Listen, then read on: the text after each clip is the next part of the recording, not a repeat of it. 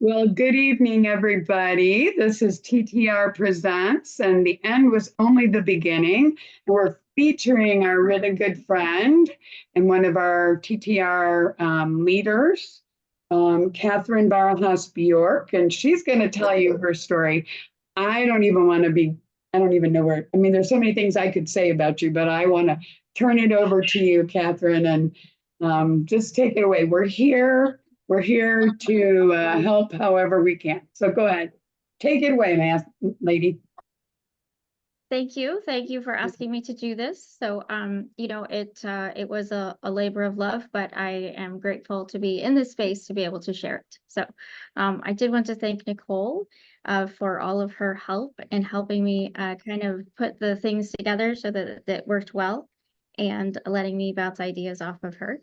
And also, Pavi 3, thank you for giving me a pep talk and also doing those last minute things. So Jennifer, thank you for your encouragement and also for TTR, because I became a much better speaker than I used to be. So I'm sure you're thinking, really, this is better? I promise it's better. So yes, so like Jennifer said, I am Kathryn Barajas-Bjork, which is kind of a mouthful, but also the crazy red-haired lady. It is red. It just looks a little because we're inside. So but I am an animal communicator, a psychic medium, a Reiki master, an empath, and an intuitive. I've had these gifts my whole life, but I didn't understand them with such clarity as I do now. Plus, as with anything in life, I had to learn to adjust to the world around me. But my magical life didn't really begin until the rug got jerked out from under me at a time I never thought I would survive. If y'all would close your eyes and take a deep breath.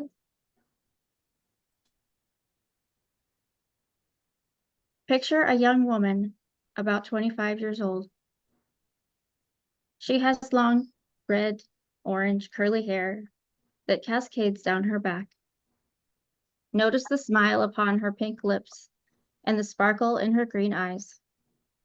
She wears a strapless white gown with a sweetheart neckline, tapered at the waist, flared out at the hips into a full skirt. Sequins and beads in an ivy pattern swirl down the dress. A crown is resting on top of her hair, and a white veil with beaded trim is tucked into the back of her hair. Now see her as she turns to face a young man, about 30.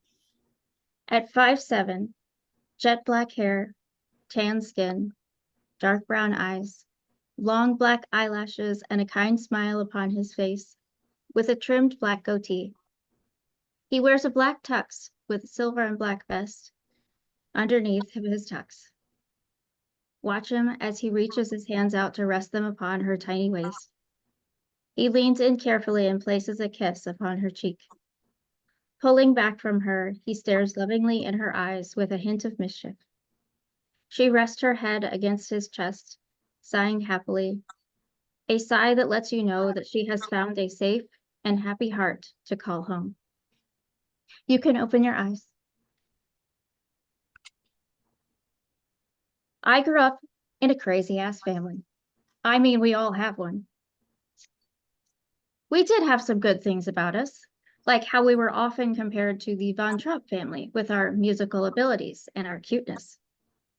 Plus, it seemed that wherever we went, people always noticed.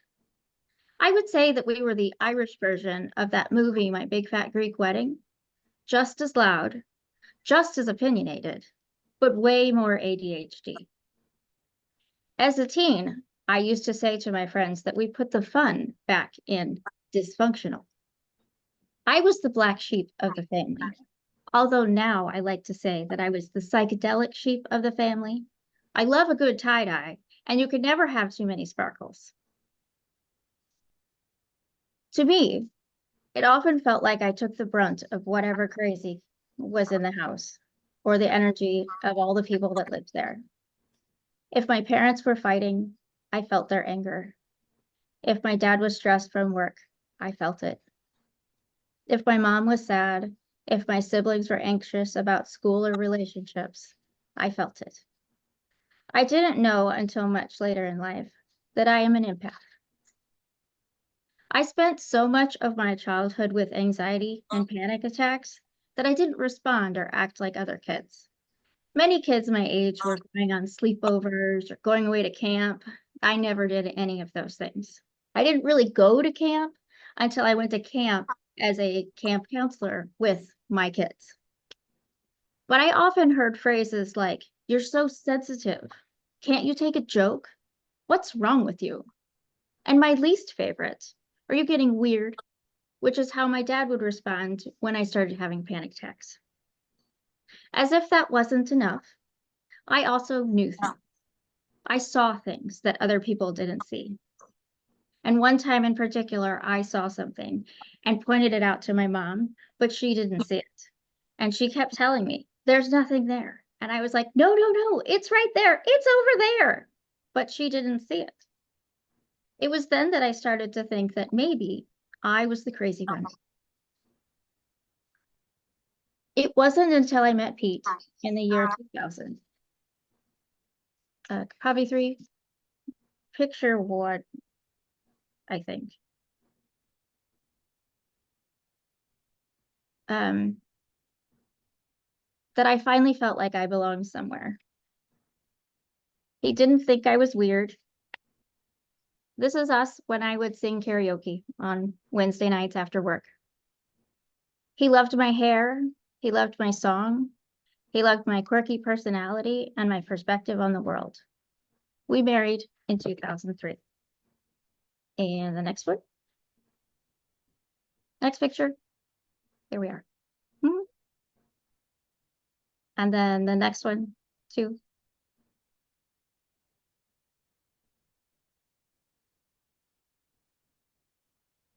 In 2005, we welcomed a beautiful and tiny baby girl who was the light in her daddy's eyes. In 2007, we had a little boy full of spunk and intensity. The next one, next picture. There we go. Okay, this is me. Yes, many people thought I was having twins. I was only having one.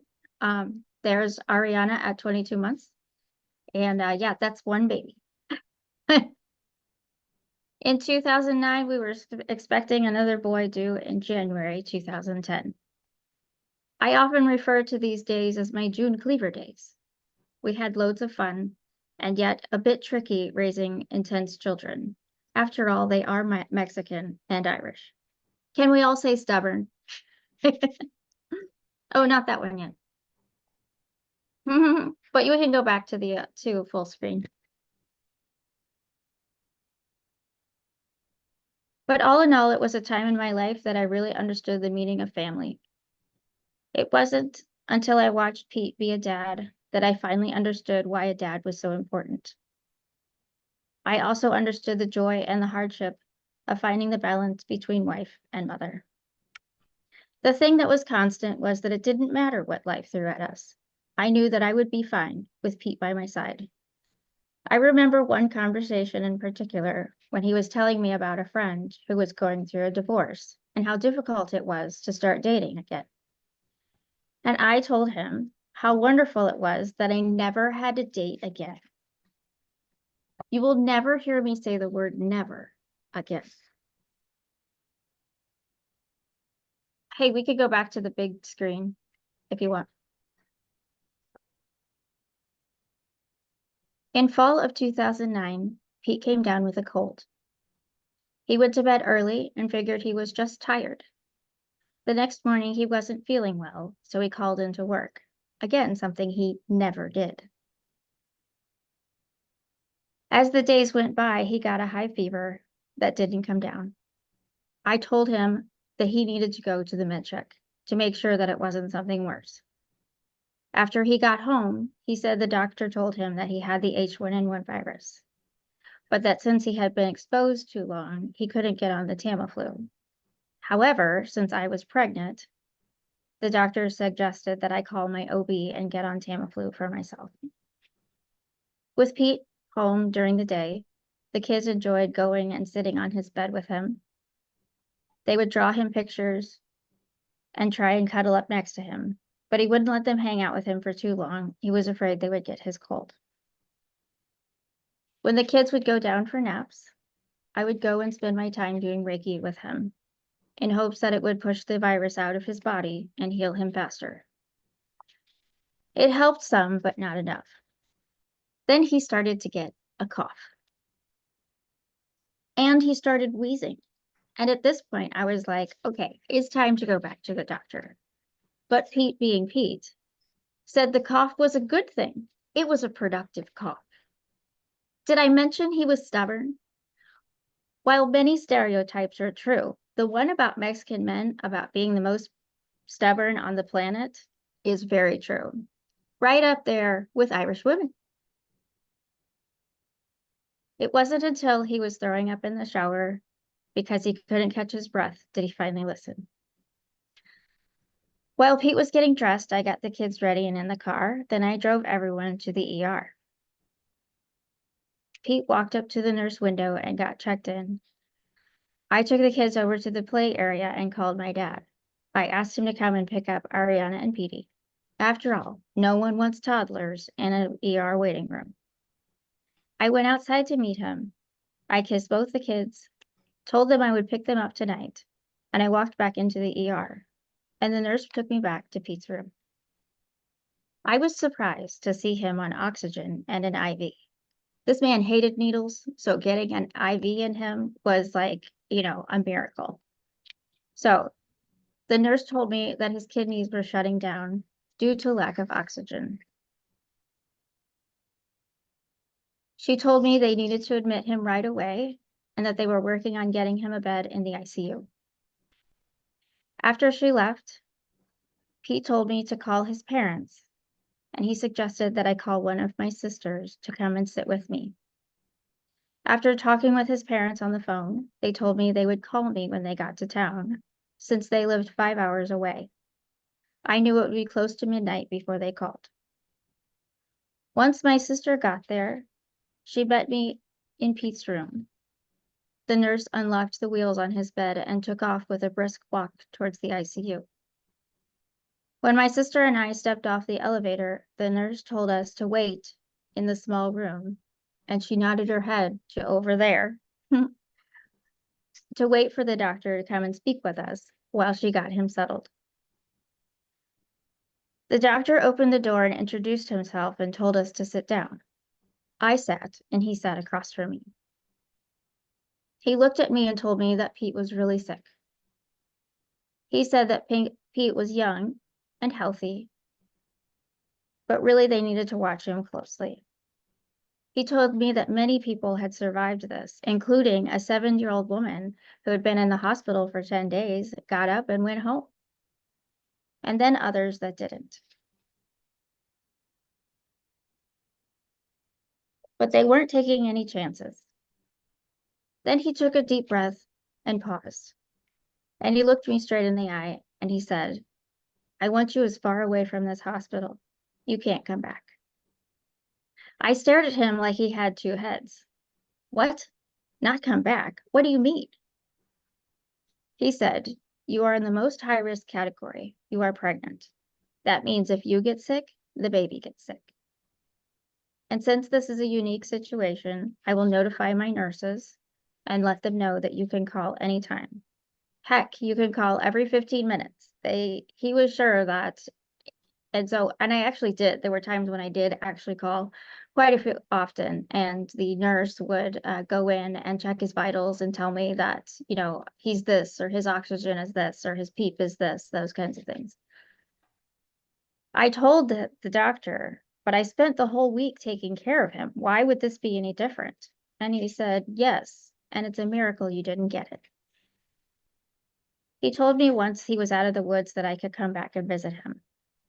He stood up, shook my hand, and he told me that he would give me a few minutes to say goodbye.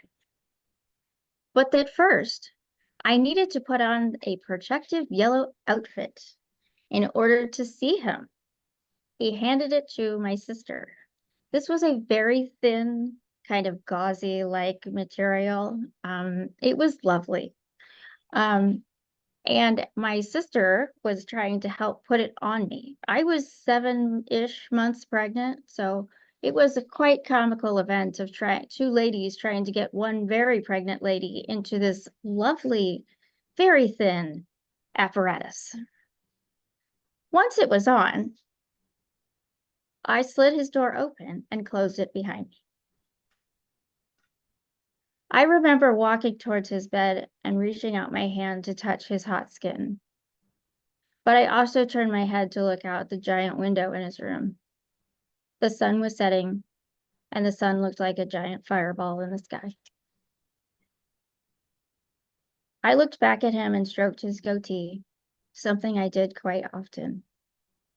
I was so torn on what to do. I didn't want to stay, but I didn't want to leave either.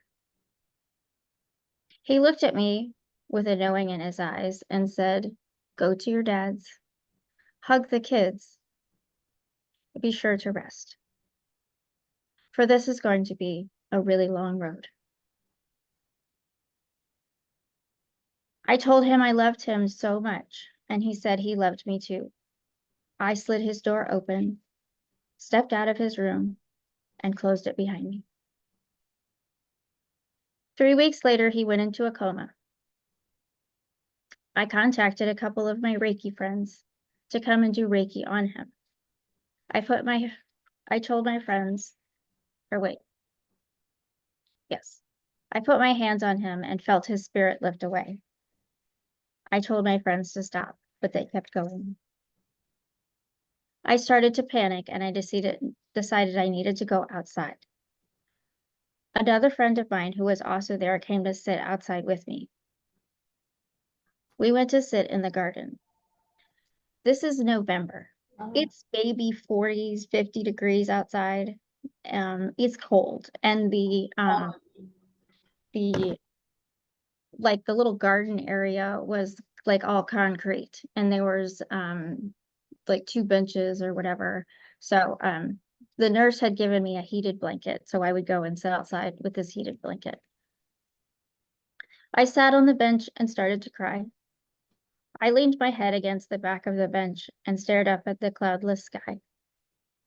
I watched as an all-white airplane flew overhead. I closed my eyes and had a vision.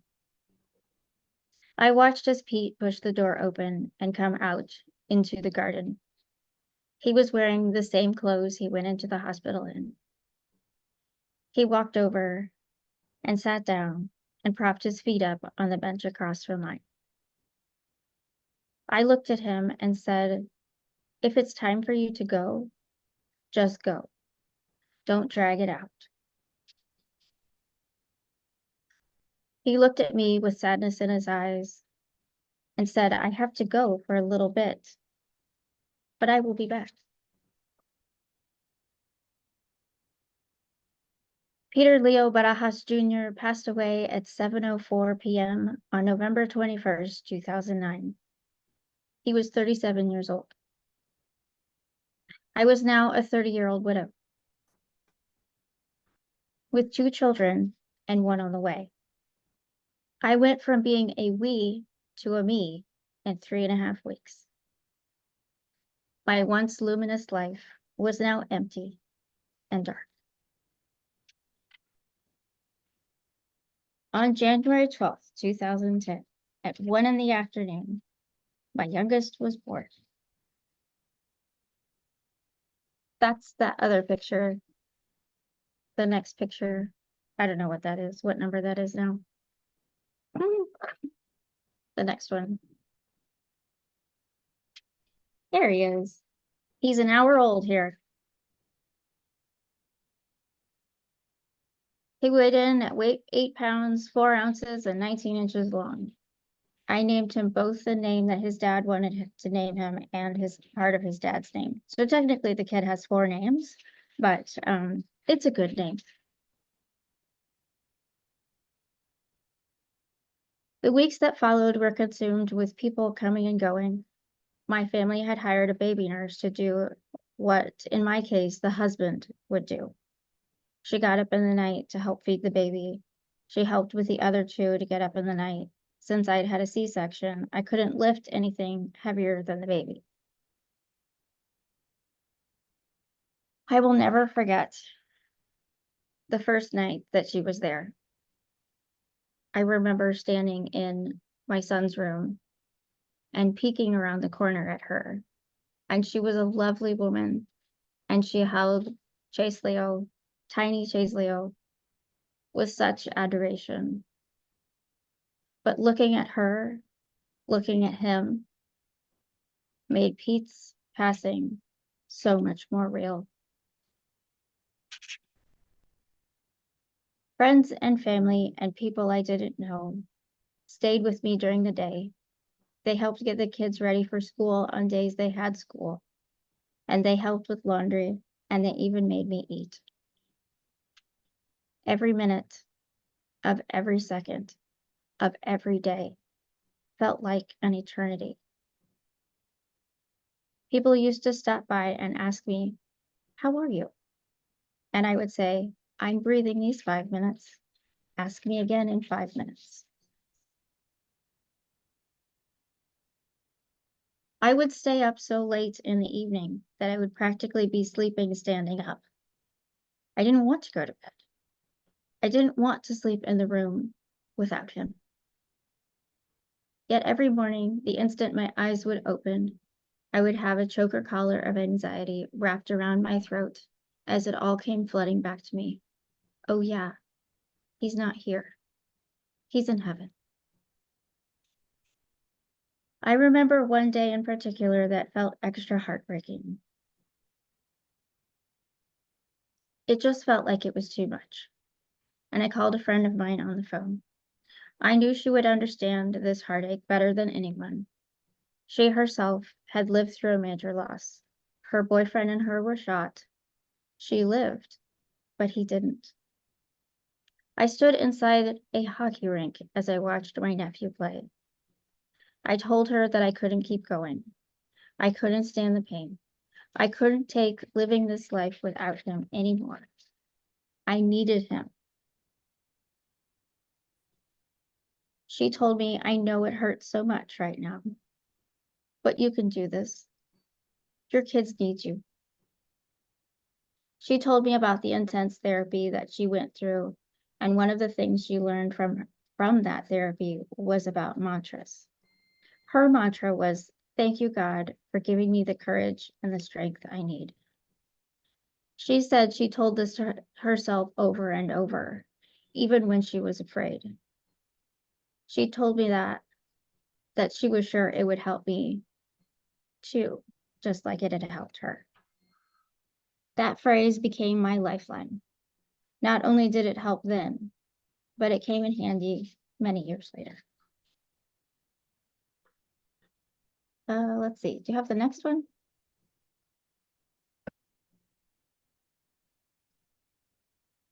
Chase is about 4 or 5 months old here. And the next one. Yes, so there's Ariana is about 5. Peter is 2.5. And then the baby right there, I'm not sure. He's pretty little there.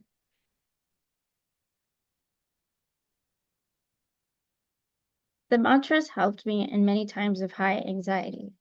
Unfortunately, my anxiety beat my mantras down. In 2013, I had a panic attack while driving on 37. A couple weeks later, I was diagnosed with PTSD. I was afraid of everything. I was afraid of the loud sounds that my kids would play with. I was afraid to drive. I couldn't even leave my driveway without having a panic attack. I did EFT, which is a form of tapping, aromatherapy, and mantras just to get in my car. A friend of mine made me like a little tiny vial of essential oils, and I would practically shove that thing up my nose just to get in the car. So I would tap, and then I would get in the car, and I would sniff that thing along with my mantras just to drive to whatever location I needed to do.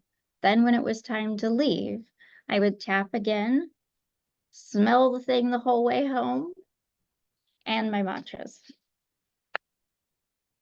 It was a crazy time. The worse my anxiety got, the worse my fear of driving became. I started to have people ride with me so that I could practice getting to locations. These were places I had driven my whole life, but I was now frozen with fear.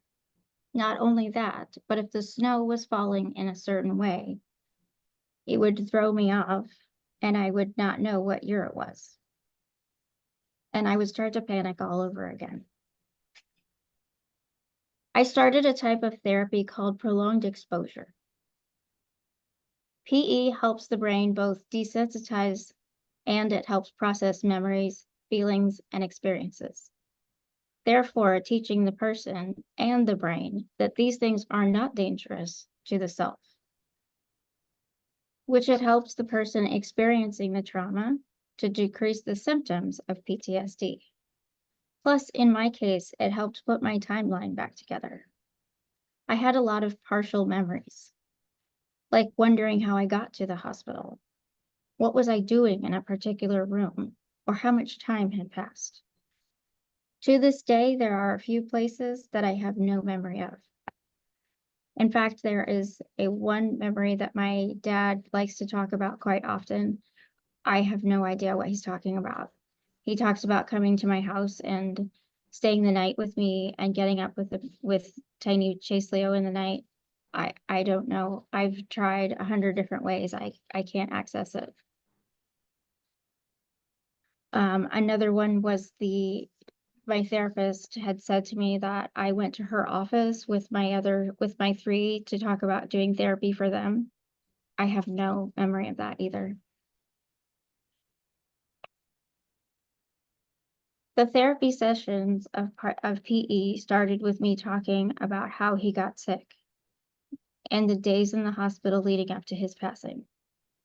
Each therapy session was recorded, and I saw my therapist every week. After my session, I would go home and listen to that recording every night before bed until my next appointment. I kept a notebook by my side so that I could write things down that I remembered while listening to the session, things that I hadn't mentioned in the retelling. So then at my next therapy appointment, I could add in those parts and go forward with the story from there. But every night, after listening to myself talk and cry on the recording, I would go to bed and have horrifying nightmares as my brain tried to work through it. Then I would get up the next day and do it all over again, all the while raising kids and comforting them. But let's not get ahead of ourselves. Back to 2010. I found that at the end of the day, I just wanted someone to comfort me. But the only person I wanted to comfort me was no longer on this planet.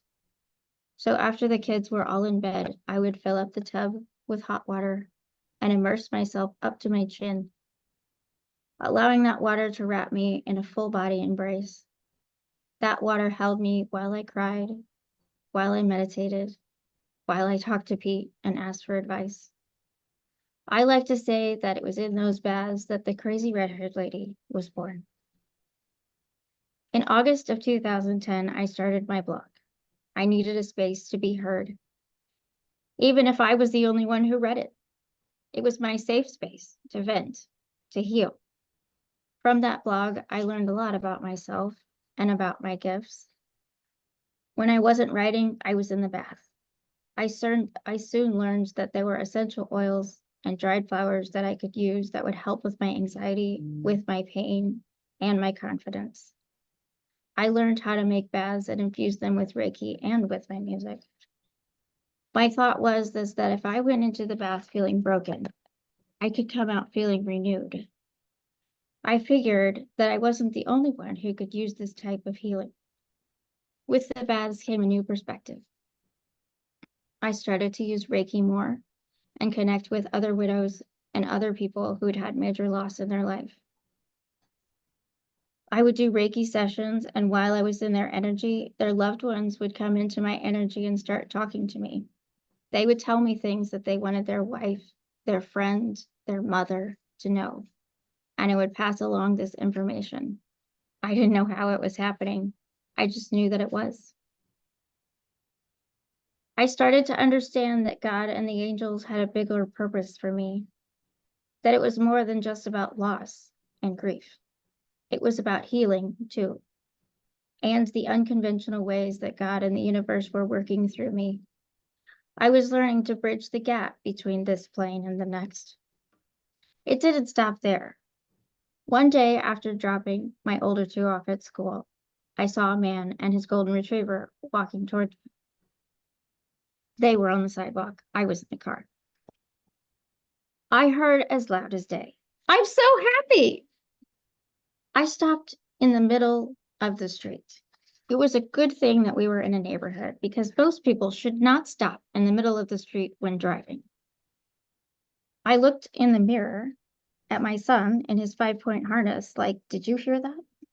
And then I looked over at the man and his dog. The dog had its tongue hanging out of its mouth with a big smile on his face and said, "Yep, that was me." Now I was really crazy. Animals were talking to me. The more I learned about working with animals, the more I felt closer to them. They were sensitive, just like me. They felt things, just like I did. Heck, my sense of smell is closer to a dog's sense of smell than most humans. I found that animals were more communicative when I wasn't physically in their space.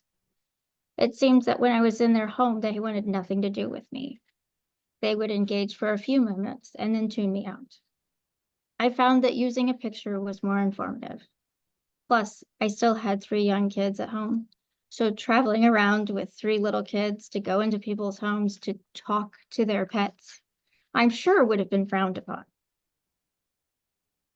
Animals have taught me so much about who I am. In many ways, I feel like the Lorax, like that from that movie. I'm the Lorax, I speak to the trees or for the trees, but instead, I'm the crazy red-haired lady. I speak for the animals. I have helped animals with food issues, with their health. I've helped people who've lost their pets. I've helped animals cross the rainbow bridge, and I've helped humans communicate with those pets that are now in heaven. If you remember back to that young woman at the beginning of our story, she is no longer with us. She lives in heaven with Pete.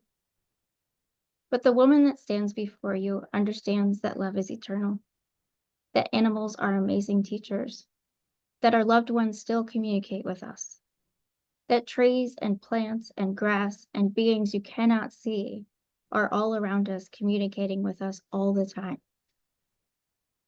I know that I have an angel that walks beside me and holds my hand.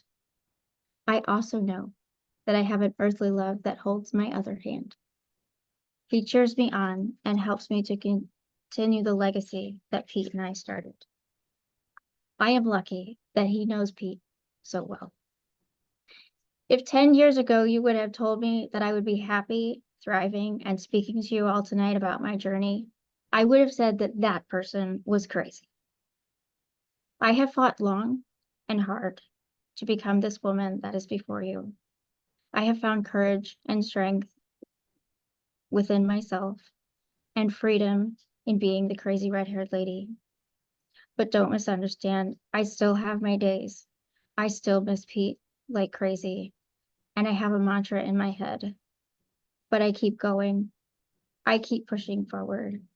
I know there is still more magic to behold, more wisdom to gain, more energy to harness, and more animals to learn from. And in doing so, I show my kids that something beautiful can come from something so heartbreaking. If you would like to hear more about my encounters with Pete, with Spirit, or if you would like to talk to your pets about what they think of the world, and I've got some funny stories, you can find me on the crazyredhairedlady.com, through TTR, or on Mondays. Does anyone have any questions? I take it back. I thought I knew the story. Thank you. I didn't know the story. Thank you, Kathryn. You're welcome. That Thank was, you for indulging me and sharing it. well, I'm sorry. Sorry that I didn't know more, but I'm so happy. We all know her wonderful husband. I mean, a lot of us do. We all know CB, and he's a light to behold all on his own too. So wonderful. Great. Take it away, people. I'm gonna mute myself. I can talk to Kathryn anytime. Take it away, guys. How long have you been with CB? Let's see. I met CB in, how sad is that? 2017. So our anniversary actually is September 30th. So 7 years. Right. Sorry, I mute myself. Those who don't know, CB is a member of TTR as well, and he's a photographer. And the two of them are a wonderful duo. But I've known the crazy red-haired lady a little bit longer than we've known CB, I think. Yes. So yeah. Thank you so much for sharing all that, and just incredible. Just the tragedy, the journey, just and just sharing all your gifts. Sorry, I can't stop crying. I'm blessed to know you, and I'm blessed that you helped one of my friends find her missing cat.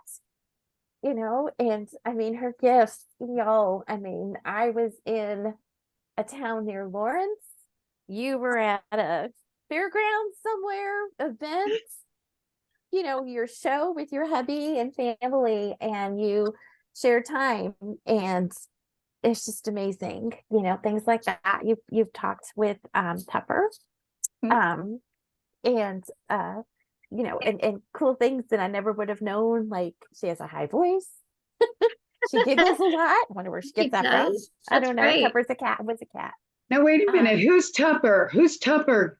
You don't remember Tupper? No, Stop I know who Tupper is. The rest of them might not know who Tupper is. Tupper, God rest her soul, was a cat, and She- kind of got the name Tupper from Tupperware. I was a Tupperware lady back in the day. Oh, and, Lord. And this cat found me. She adopted me, and was like, Tupper the cat. So I'm giving you a hard time. I just didn't know if everybody else knew. I know, I'm talking. They're like, who's Tupper? Yeah, exactly. Thank you. Exactly. Well, thank you. I always enjoy talking with you and with your cats. They're quite silly. Her cat, Tupper in particular, had a very high pitched voice. I mean, she almost sounded like she was on helium. So it was very funny. So yeah. So Yeah, go I'm sorry, Kathryn. I would tell everybody when Kathryn, I don't even know, I think Nicole and her daughter met you first in another networking thing. And I remember hearing about the crazy red-haired lady, and I'm like, what? And then she showed up at one of our events. You've got to meet her. You've got to call her, meet her. Oh yeah, but it was, yeah, and I'm But glad. at the same time, you heard from a TTR member. Right. It was weird. It was like the same time. Yes, but I know Kathryn and I have talked, and I guess Kathryn, can you, it's been a challenge in TTR. TTR is not filled with all these people. Well, you guys that are on the call, you all are here because you had something that was connecting you to the you know, to Kathryn's story, or maybe you didn't know her story and you wanted to know. But it's been a real challenge in TTR even for us to you know, to introduce. I mean, you had that challenge every time, right? Because somebody looks at you and says, right, you talk.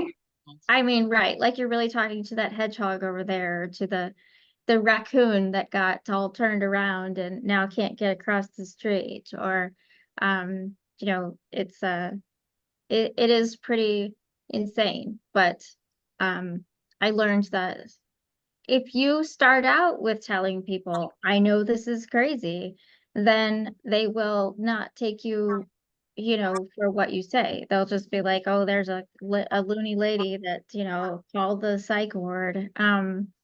But when you have, at least for me in particular, when I started owning it and just being like, yep, that's what I do, the easier it got. And yes, people can either think that I'm insane or they could give it a shot. And I've had great success with people giving it a shot to know that your pets are more than just it's more than just a dog. It's more than just a cat. Heck, it's more than just a goldfish. Anything that's living and breathing has a spirit. There So was, yeah, I was some going to say, animals are really pretty funny. Like when I first got my dog from my dad, she had been living on a farm, so she'd never been in a like in a neighborhood before, and so she used to bark at the fence because she didn't understand the fence. She had been on acres and acres of land, so why the heck would you have a fence? And she just would bark at it, and I was like, "What is the problem?" And she's like, "What the heck is that thing?" I'm like, "That's the fence."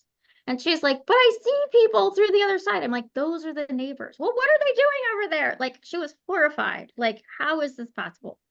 And then another time, she was barking her head off, like just barking insane amount at the trash truck. And I was like, "Lola, that's the trash truck." And she's like, "What's the trash truck?" And I was like, that is the trash truck. And then I said, "You need to settle down." And she said, "We can't talk right now. I'm barking. Talk to me later." So well, you said something that I was trying to remember about you were in one of our TTR groups that was all women and they welcomed you.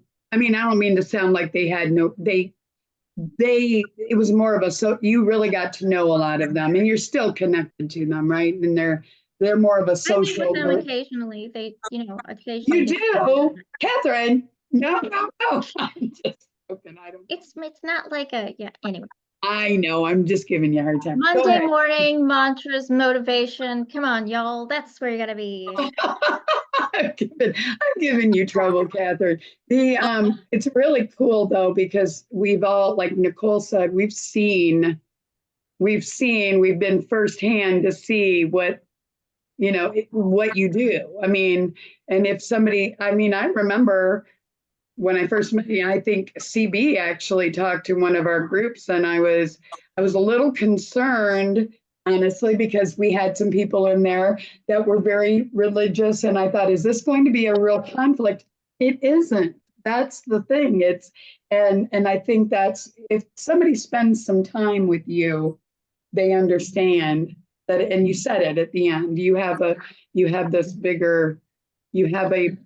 a bigger plan for you, right? But I am sorry, because I'm not sorry. I certainly don't want to go through what you went through.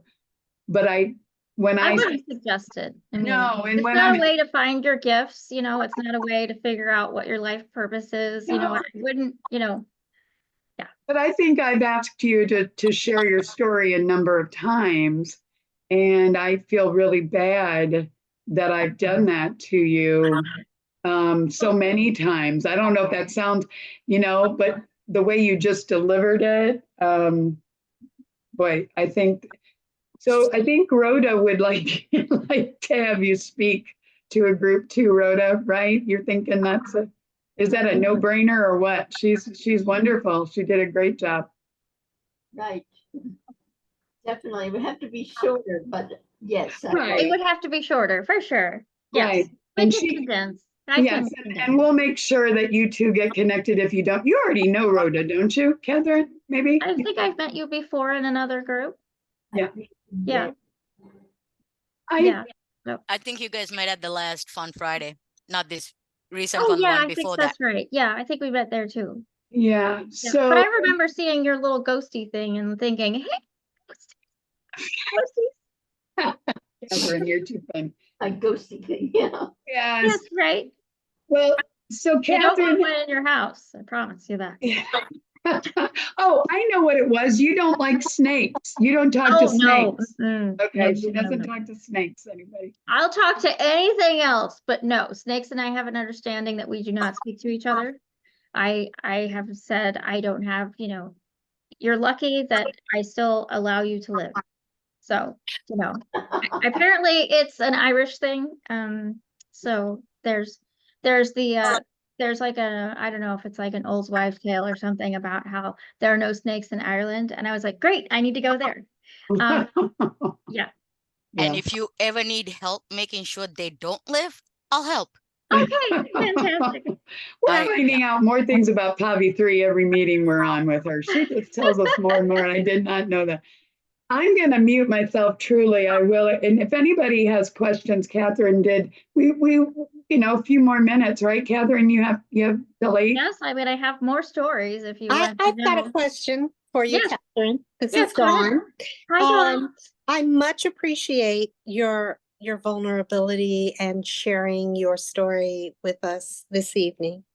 I personally have experienced your gifts in talking with my cat when he was sick before he passed, and even when you and CB together were doing your medium online, talking with a group of people to whatever spirits came forward. And in that case, I think there was a connection with my deceased brother and grandmother. But I was wondering, and you mentioned you've kind of recognized that you had this special gift since your childhood. Can you talk to the fact of how you have, I guess, learned to embrace it and use it? And is the energy of this gift constantly still growing, increasing with you, or? Oh, these are great questions, Dawn. Thank you. Yes, I loved your kitty as sure as you loved your kitty because it was your kitty. But I was also just as saddened as you were when his passing. So, but I appreciate the time that you allowed me to connect and communicate with him. When I was about 5 is when I had my first experience with what people or what I don't know, humans, what, however you want to say it, of something that wasn't there, that everyone else could see, not see, but that I could see. Um, and yeah, I mean, I would say that yes, with the gift, it grows because when children are small, about 7, usually 7 and younger, they are still at a space where they can see things that we adults don't see. You know, in some ways, it's kind of that, what is it about, you know, Santa Claus? You don't see Santa Claus once you grow up. It's a little bit where that kind of comes from, is because kids don't have, they are still the closest to God, essentially, is how that goes. And then as they age, it's more like the people around them or parents or grandparents or whatever might say to them, oh, that's not really there, or oh, that's just your imagination or whatever. And so therefore the veil, it's almost like kind of like it closes and then you can't see anymore. So I think in some ways seeing with my physical eyes as a child, I no longer was able to see per se with my physical eyes. I see like what is like the third eye. Mm-hmm. Some would say, oh, that's your imagination, but actually it's not. Because the things that I see, I can describe to you and have you say something like, how is that possible you're not in my house? You know, or how is that possible you're not with X, Y, and Z?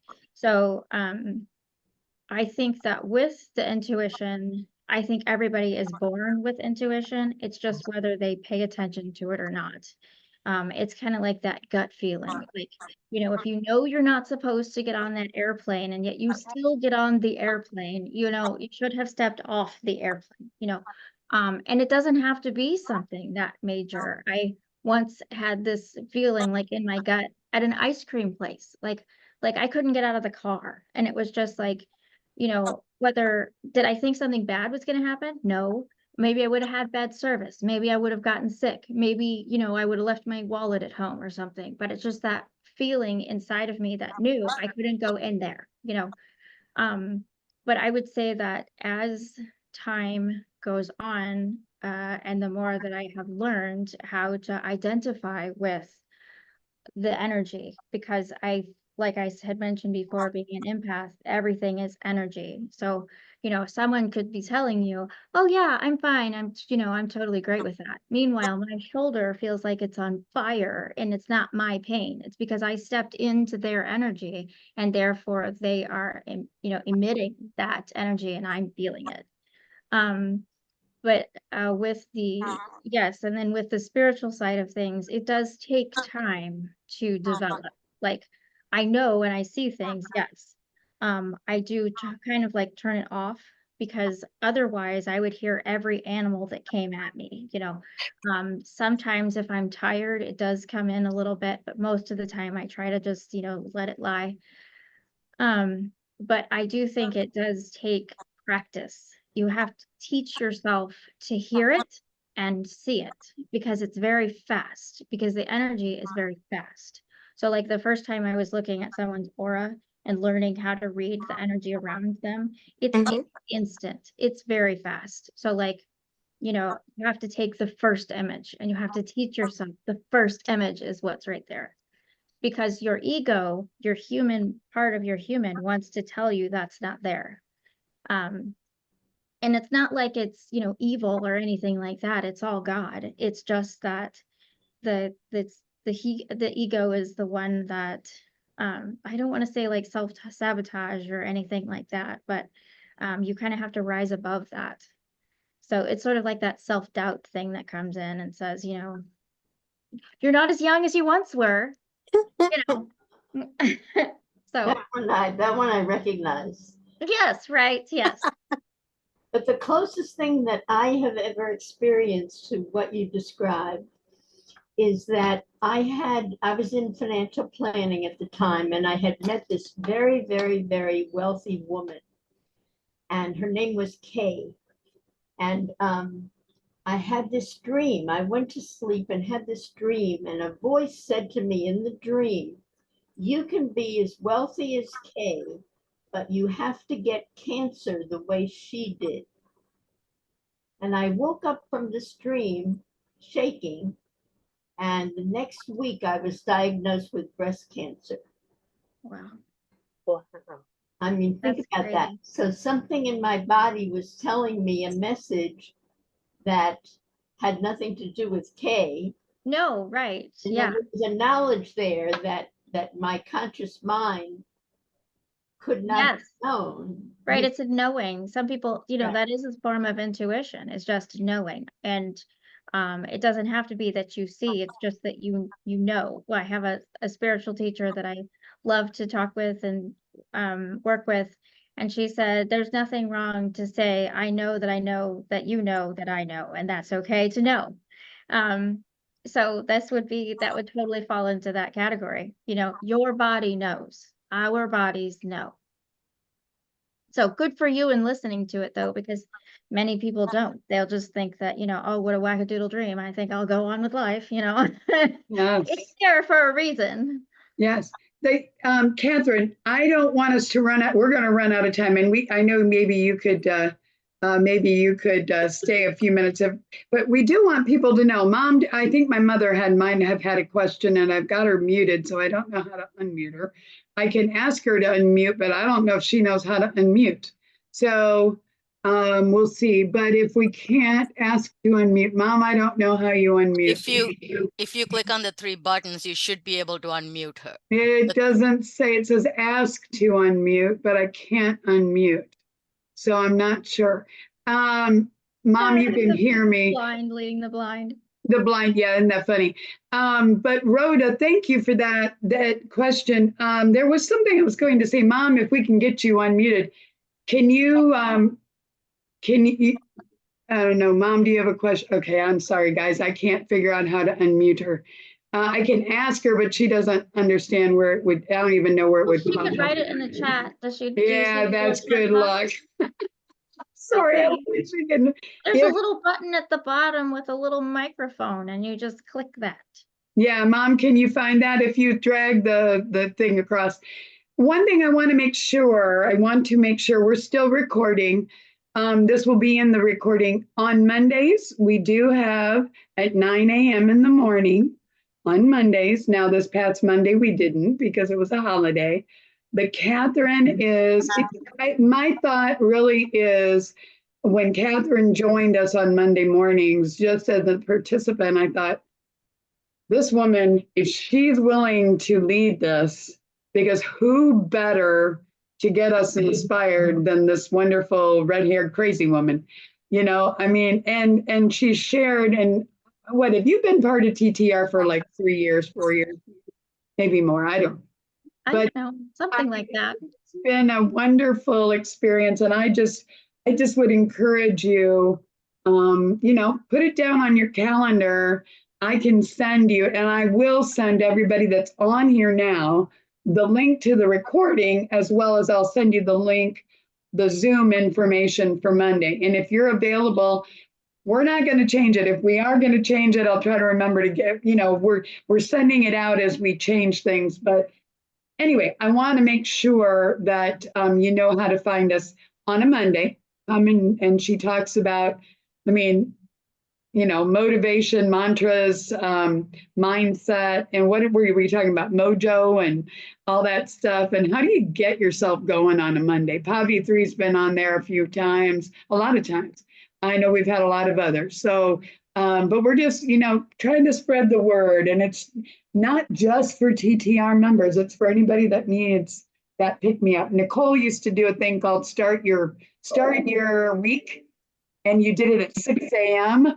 My first one was at 5. My first one was at 5, and it was so funny because I have friends in like California. They'd be like, "I'm not getting up at 2. I'm sorry." Right? Yeah.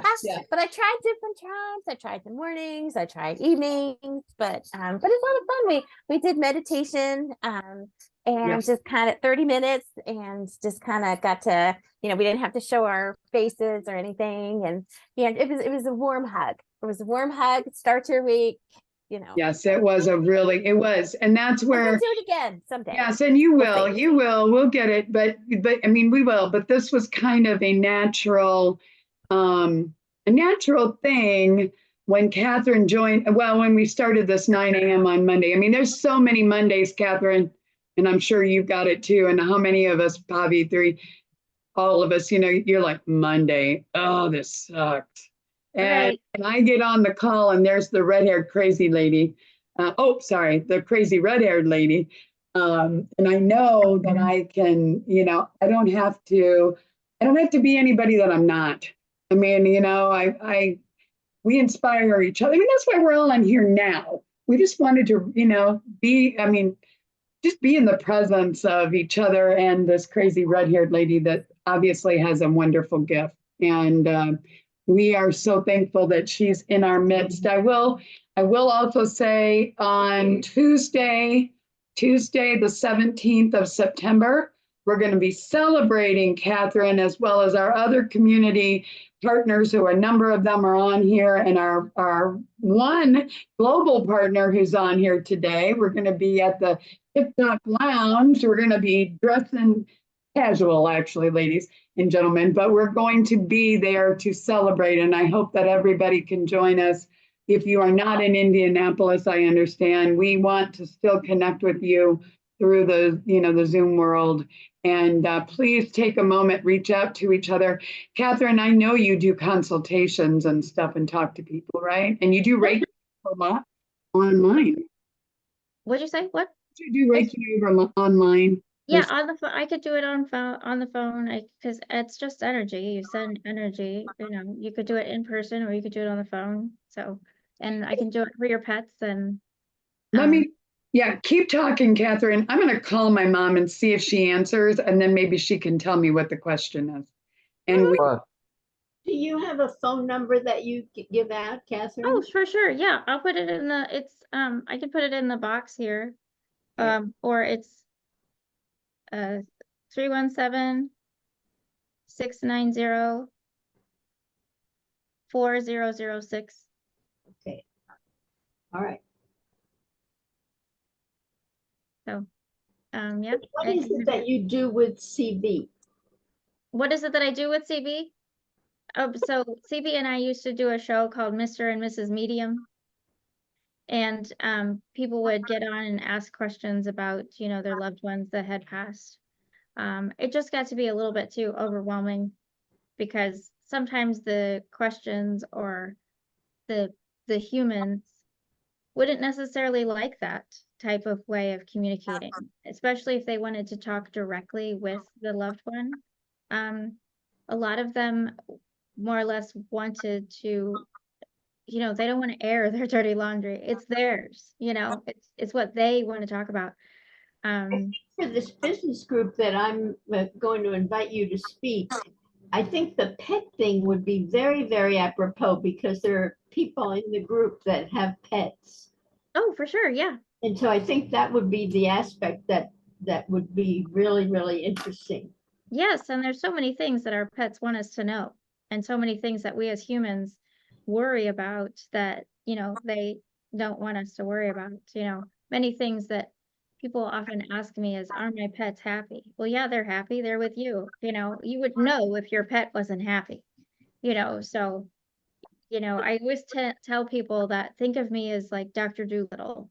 Any question you ever wanted to ask your pet, you know, that, you know, do they like their food? Do they like their toys? Do they want to pay outside? What are they looking at in the corner? Why do they bark at the fence? You know, Yeah. why do they throw up on Sundays? You know, I mean, you just Yes. never know what they're gonna say. Yes. Real quick, Mom, can you hear me? I'm calling you on my cell phone. So grab your cell phone so you can, I don't know why we can't get her unmuted, guys, but I tried my stepfather and he's not answering either. So I will mute myself again and we'll be right back. Keep chatting among you. Keep chatting amongst yourselves. So I know we've probably gone over a little bit. But Yeah, I have to go. Yeah. yes. So, but I thank you all for being here. Thank you for getting on and Thank you. taking Yeah. the time out to come and listen. Did you to have a question for Crazy Record Kathryn? Lady. So, Okay, Kathryn, here. thank you for sharing those pictures. Yes, hold on, Mom. Hold on just oh a minute. yes, thank you for getting them up there too. Kathryn, I made the little frames and I was just, you know, like cute So, cards. forgive the echo, but my mom is asking a question. So can you speak loud, Mom? Can you hear me? Yeah. Here was the question. Do you think people can have just minor or little bits of intuition that maybe it's not a big thing, but you can see some things with dogs, then you know what they're saying to you, but you're just, yeah. Did you hear? I missed part of that. What is it, the one about? Can it be, yeah, hold on, Mom. She's asking whether, do you think there's the ability to have maybe not a gift quite as full blown as what you have, but to be able, have you Yeah, talked? I think everybody has a gift and a way to understand that they're pets, especially because our pets are constantly communicating with us. Animals are telepathic, so they're going to send you pictures and you're going to pick up on them. That's why a lot of times that, you know, like let's say you have a puppy and you get busy doing something and then all of a sudden you think, oh my God, where's the puppy? And most likely it's because they sent you a picture of them outside or them in the grass or even just their little happy face. But Oh, we interesting. don't realize that it's actually them that's communicating with them or with us. We're thinking that, you know, that it's all our brain. Well, no, your dog sent it to you, you know. If I've been gone too long, suddenly Zoe's face starts, you know, her energy starts, you know, coming into my energy, like when you're coming home, when you're coming home. So yeah, I think that as long as you start recognizing that your pet is communicating with you through these pictures. So yeah, you know, But I think